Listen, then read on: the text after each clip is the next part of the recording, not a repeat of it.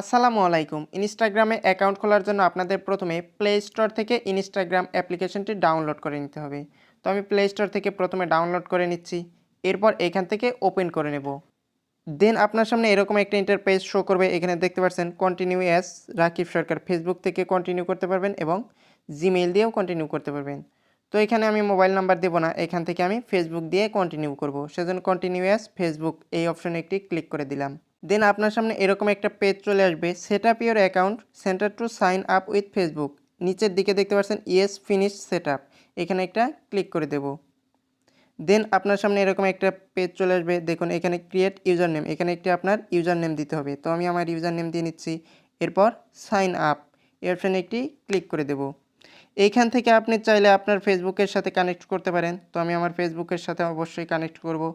এরপর এইখান থেকে অ্যাড ফটো, এখান থেকে আপনি আপনার প্রোফাইল ফটো সিলেক্ট করতে পারবেন।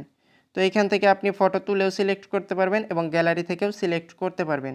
তো আমি চুজ ফ্রম গ্যালারি এই অপশন থেকে গ্যালারি থেকে এই অপশনে ক্লিক করে একটি ফটো সিলেক্ট করে দিচ্ছি।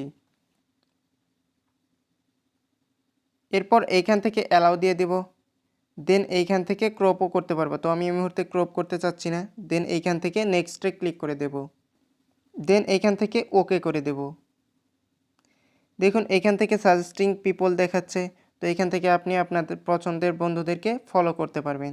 তো আমি দু একজনকে ফলো করে দিচ্ছি। দেখুন আমার অলরেডি কিন্তু অ্যাকাউন্ট ক্রিয়েট করা হয়ে গেছে। তো এরপর আমাদের প্রোফাইলে প্রবেশ করতে হবে এবং আমাদের প্রোফাইলটি কাস্টমাইজ করে নিতে হবে। প্রোফাইলে প্রবেশ করার জন্য এই অপশনে একটি ক্লিক করতে হবে। দেন এইখান থেকে এডিট প্রোফাইলে ক্লিক করে আমাদের এখান থেকে বায়ো দিয়ে নিতে হবে। তো আমরা এখানে আমাদের বায়ো সিলেক্ট করে দিচ্ছি। তো আপনারা আপনাদের বায়ো লিখে দিবেন। সিলেক্ট বলতে এখানে টাইপ করে আপনার বায়ো সম্পর্কে লিখে দিতে হবে। তো আমি আমার বায়ো সিলেক্ট করে দিচ্ছি। এরপর এখানে একটি জিমেইল দিতে হবে এবং এখানে একটি ওয়েব অ্যাড্রেস দিতে হবে।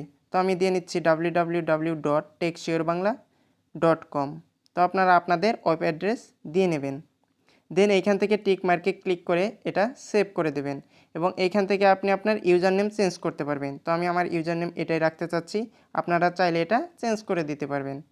সবগুলা কাস্টমাইজ করার পর আপনারা এই টিক মার্কে ক্লিক করে দিলে এটা সেভ হয়ে যাবে। তো এই ছিল আজকের ভিডিও। দেখা হচ্ছে আবার নতুন ভিডিওতে। সে পর্যন্ত ভালো থাকুন, সুস্থ থাকুন। আল্লাহ হাফেজ।